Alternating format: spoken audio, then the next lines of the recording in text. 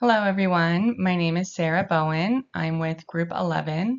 I'm joined by Angel, Ellen, Bianca, and JC. Today, our presentation will be examining the 2023 LGBTQ plus Pride Month collection backlash that happened at Target. As we'll show, Target's situation wasn't just a marketing controversy.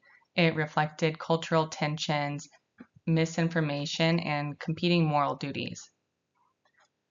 We're going to walk through the background of the incident, the ethical dilemma it created, and how 4 major ethical frameworks help us understand where Target's response succeeded and where it fell short. To provide some background, Target is one of the largest retailers in the US with over 2,000 stores nationwide. The company has long positioned itself as an inclusive and socially progressive corporation, often highlighting its diversity and equity commitments in both branding and in corporate strategy. Part of that identity has been its annual Pride Month collection, which Target has released every June since the early 2000s. By 2023, the campaign had become an expected part of Target's brand identity and marketing cycle. For many LGBT employees and customers, these displays weren't just seasonal. They're more than merchandise.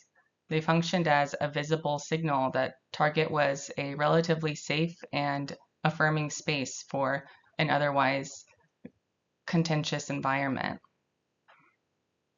This is important because once a corporation integrates DEI, otherwise known as diversity, equity, and inclusion, into their brand identity, those commitments become a morally binding expectation. They're no longer optional marketing themes, but they have a moral obligation to stick to their claims. Target wasn't seen as a neutral retailer anymore at this point.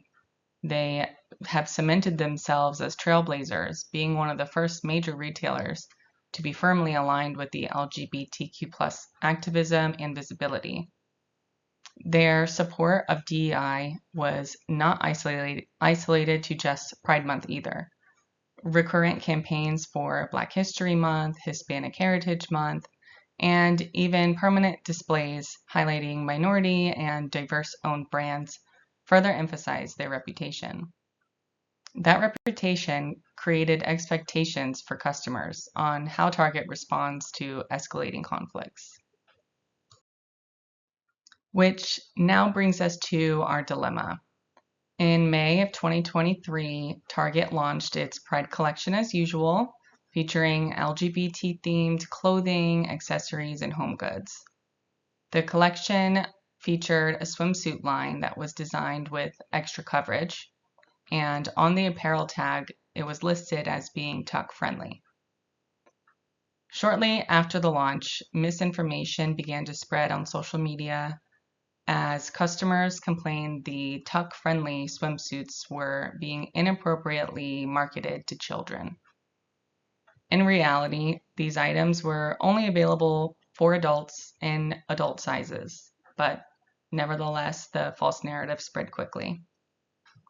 As outrage escalated, stores reported vandalism, employment harassment, and even bomb threats were being called in to stores across multiple states. Some employees said that they felt unsafe at work, and Target responded by removing or relocating Pride displays and instructed employees to conceal any regalia from their uniforms, especially for those working in high conflict regions, most particularly in conservative rural areas and southern states. They cited employee safety as the justification for the removal of the items.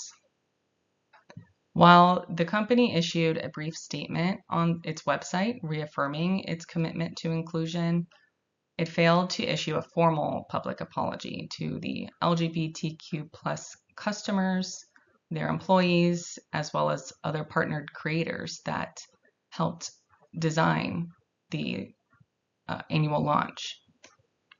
The company later signaled that some DEI efforts would be rolled back. Bianca will now break down the dilemma and why it's significant and who our key stakeholders are. Thank you. Thank you, Sarah, for that lovely introduction. So now you may be asking yourself, what exactly is the significance of this ethical dilemma?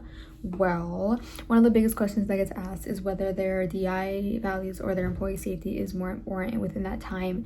Obviously, we know that Target is huge on inclusivity, but within that time, the crime rates have significantly increased, as you could tell based on the graph, which is something that they were not expecting. Employers were really anxious about pulling from these items because they knew it would create such an outrage.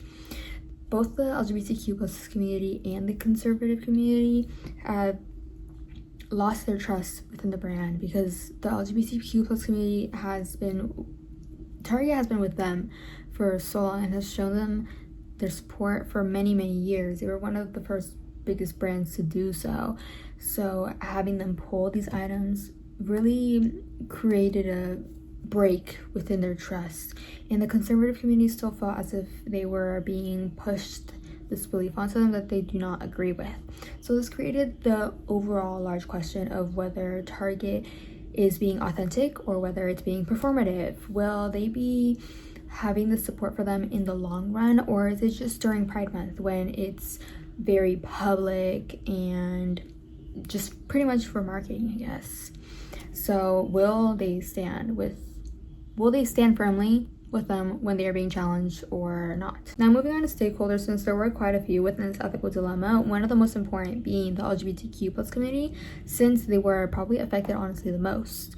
They have always been a really large target audience for Target, and they have always been supported by them. So having them retract that was a really big loss for them. And then the conservative community as well. Honestly, anybody can be a target audience for Target, which obviously includes the conservative community. They are a really large portion, of course. So having them being pushed onto them, they were not happy about it. Obviously, investors as well, they invest so much of their money into Target.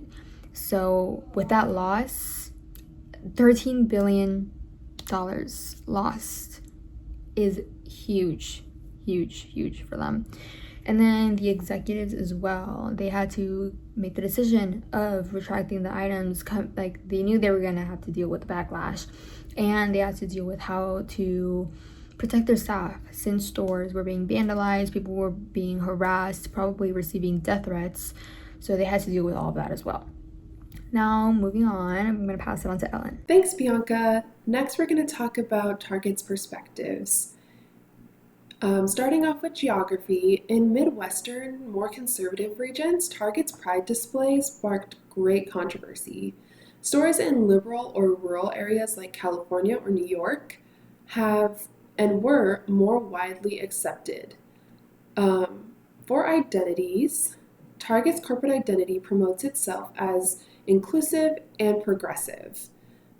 Consumer identity relies solely on specific political and moral values to help them choose where to shop.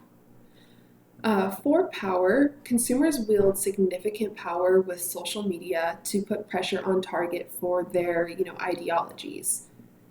Cultural power shows that the LGBTQ plus community extends beyond politics and into education and everyday public spaces. Next, we're going to talk about the responsibility lens. For duty, Target had to uphold rules and duties to support all parties without sacrificing one certain party under pressure. Unfortunately, there was quite a bit of conflict due to the misinterpretation of swimsuits. And it came down to employee safety versus moral duty of inclusion.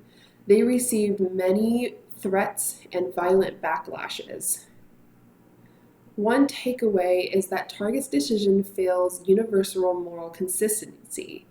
They failed its responsibility to uphold their values by removing items and ultimately faced a very impossible, tricky external risk.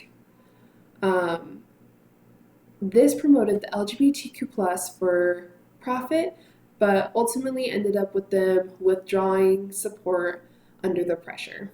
Next, we have Angel. Thank you. Thanks, Mary. So I'll be focusing on the right lens. And for the right lens, we're really just looking at the overall impact. And the goal is to maximize happiness while minimizing the harm. And yeah, in the short term, Target's decision did reduce some immediate safety issues and risks. But in the long run, it ended up actually hurting them more than helping them, mainly because people started to lose trust and hurt the,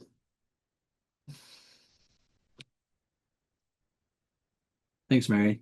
So I'll be focusing on the right lens. And for the right lens, we're really just looking at the overall impact with the goal of maximizing happiness and minimizing the harm.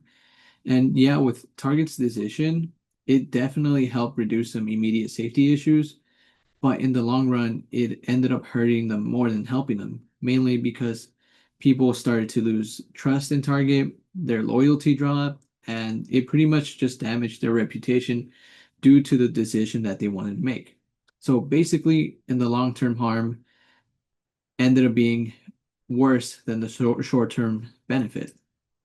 Now, with the reputation lens, it's all about matching actions to the values. So it's pretty much saying, did Target stay with their integrity, their honesty, their consistency, and their courage? And what we came to find was that Target talks a lot about inclusion and supporting the LGBTQ community, but when they pulled back from the Pride display, it didn't really line up to what they claimed to stand for. So it basically just came off as inconsistent and kind of weakened their reputation. It just showed that what they were supposed to follow, like their honesty and their integrity, was not really what they stood for. Now, for the relationship lens, it focuses a lot on just the fairness and who's being impacted the most. So in this case, backing down from the Pride display basically put the majority comfort over the LGBTQ community. So from this angle, the move wasn't really fair or supportive to the people who were the most affected. And it was practically aimed towards satisfying the other community. So yeah, I'll pass it on to JC.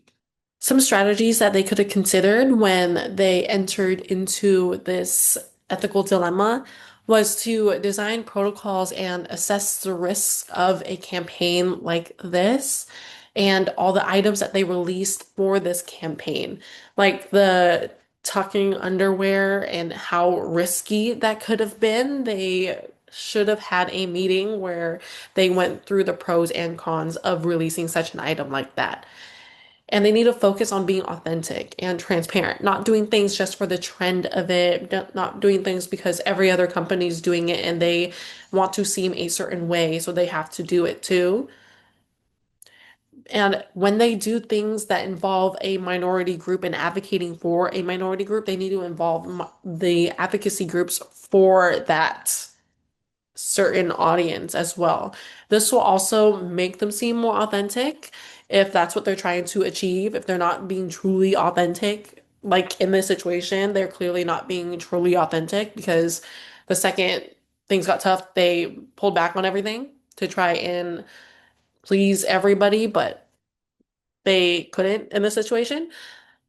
But because of that, they need to train leaders in how to make ethical decisions when rolling something out, such as the tucking underwear, or pulling something back, like this Pride collection, and how that may seem non-authentic.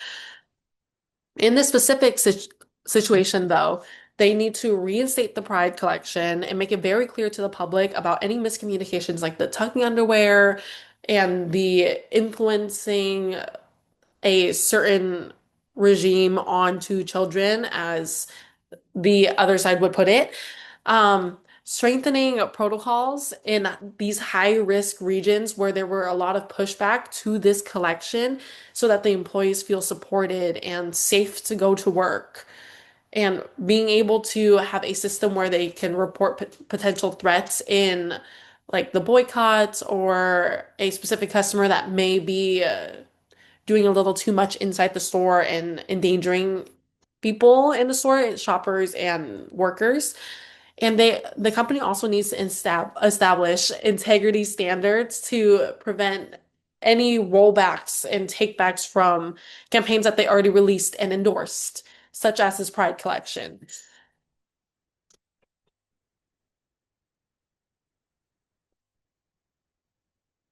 These are our sources that we used for our slides, and that is it. Thank you for listening.